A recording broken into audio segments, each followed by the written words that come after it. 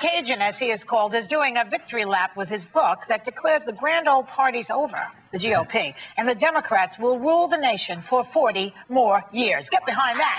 Please welcome back CNN political contributor James Carville.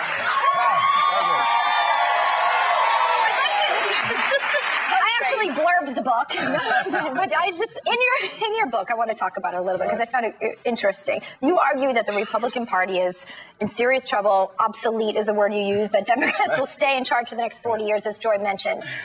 Seems a bit extreme. Is this wishful thinking? Is this something that you truly think? I mean, we've had Meghan McCain on, who said that there's a little bit of internal turmoil, civil issues going on. Well, the general premise of the book is that the Democrats are now hit like 66 to 32 among voters 30 and younger.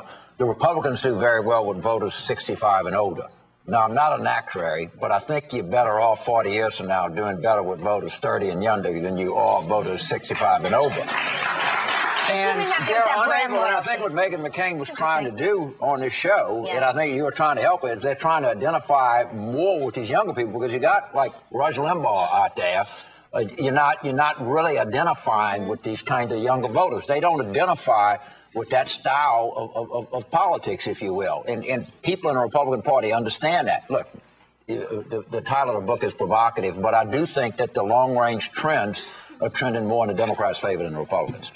You know, interesting perspective. You are very much for the Democratic Party. I am. Your wife, Mary Madeline, who you've been married to her for since Thanksgiving of 1993. Since 1993, and she is a Republican who served on both of in the Bush administration. So, how do you guys do this, being a married couple? And You know, what do you think about your whole ideology? She made a point. She said, "Well, you think you're so smart." The biggest time that one party has ever dominated a decade was the Republicans in 1920. I mean, Harding, Coolidge, and Hoover all won by way more than 10 points. And then in 1932, the Republicans were wiped out until 1968. I mean, she makes a very smart point here. You're reading too much into this. But don't you think that if the stimulus plan doesn't work, Obama's economic plan, that the Republicans will move right back in? There's a natural cycle. I don't know that to be for sure, because in 1936 there was some improvement in the economy, but Franklin Roosevelt carried all but 2 states, and it was still pretty tough economy there. The Republicans have really not distinguished themselves so far. I mean, all you kind of know is that they're mad and they're against it and they don't like this, but you don't know very much else about them. To their credit, they're trying to adjust right now. Well, in fairness, too, their perspective isn't always put out by the media, but the... I'm sorry, so now, speaking about the other party, who is out there? Because they keep, and I feel like they're throwing people up against the wall to see who will stick. Spaghetti strategy. Yeah, I mean, it just, there's one, there's another. So, do you? Republicans? I'm right here. They're Republicans. Who is in the Republican Party that you actually see who actually has a brain? We're going to do it. The problem is, they have. Wait, let me give it to Joe Biden. What she wants. I got a wife and 2 daughters. I know what it's like not to talk. So,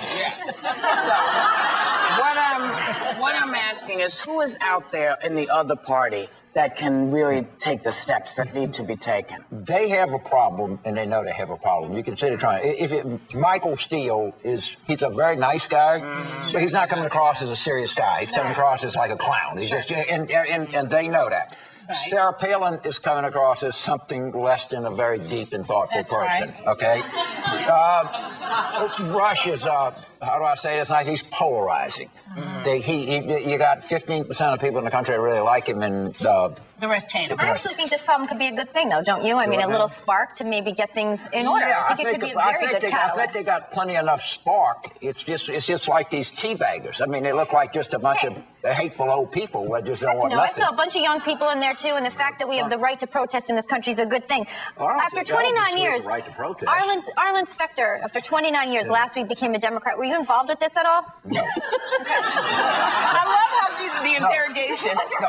But, you know, James, in your book, you're really critical of John McCain's presidential campaign, and you say it was doomed from the start. You called his running mate, Sarah Palin, a simpleton and a predictable pick by a desperate Republican Party. I mean, do you think that's a little harsh? Well, first of all, I don't know. This is kind of...